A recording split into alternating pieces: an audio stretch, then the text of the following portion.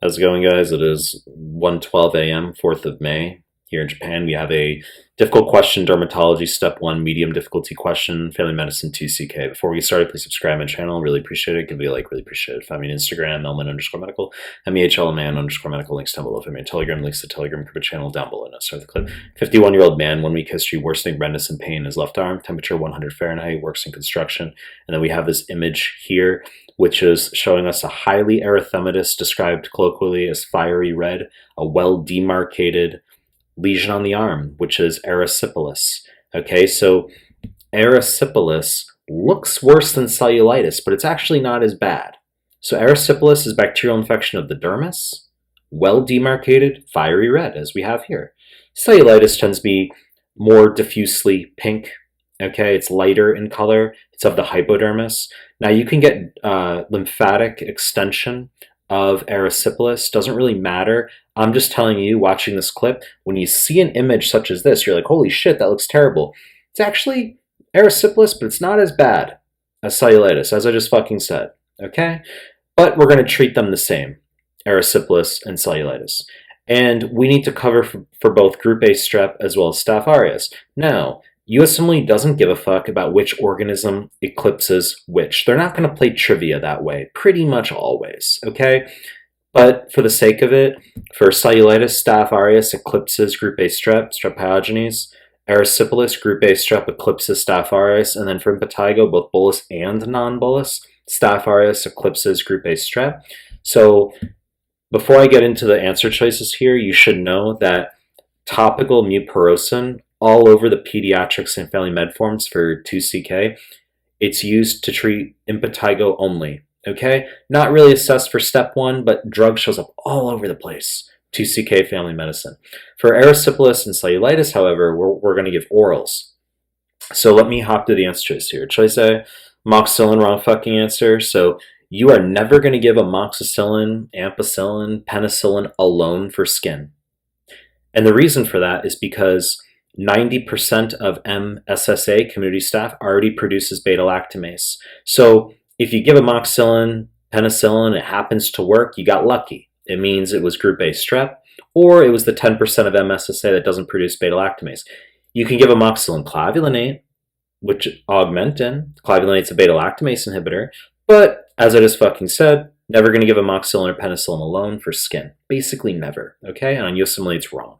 So amoxicillin is out here. Let's move to the next answer choice. Cephalexin, correct answer.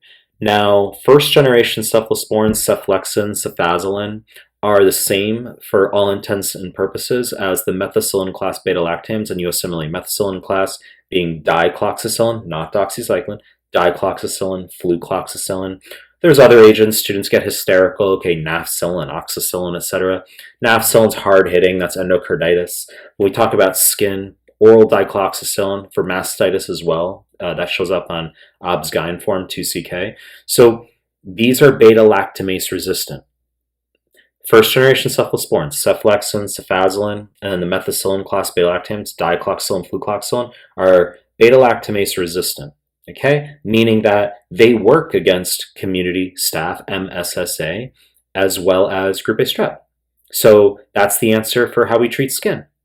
Now, I'm just quickly gonna whip through the other answer choices. Clindamycin, wrong fucking answer. Although this could technically work. It can. Okay, so clindamycin, highest yield use case, basically the only use case, in fact, in USMLE is pulmonary abscess. They love that for internal medicine. So anaerobes above the diaphragm. Actually, in OBS-GYN, when we talk about endometritis or chorioamnionitis, we do ampicillin, gentamicin, plus or minus clindamycin.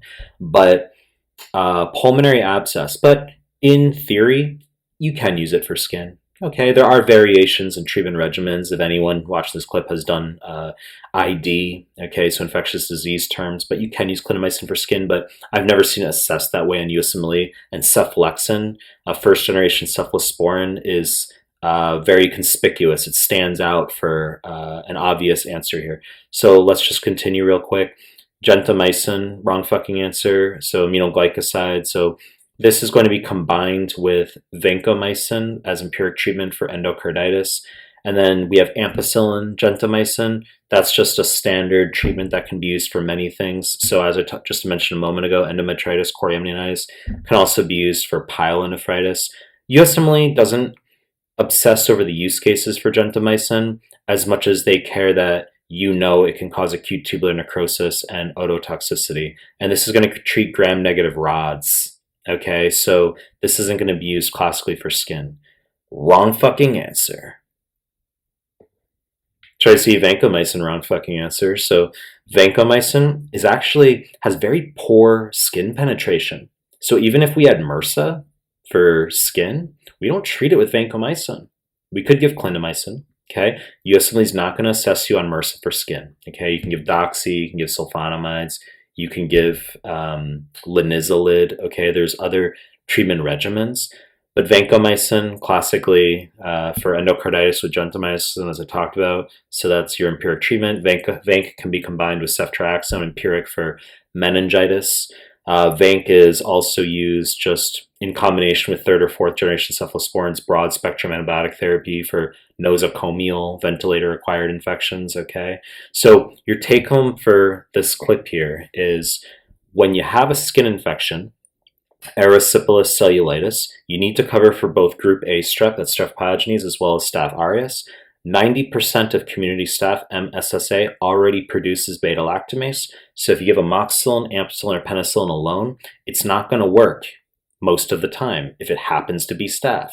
So to cover our ass, we're going to give a first-generation cephalosporin, such as ceflexin, cefazolin, or a methicillin class beta-lactam, such as dicloxacillin or flucloxacillin. You know the deal. I'm going to make more content. If you like my stuff, subscribe my channel. I appreciate your time. That's it.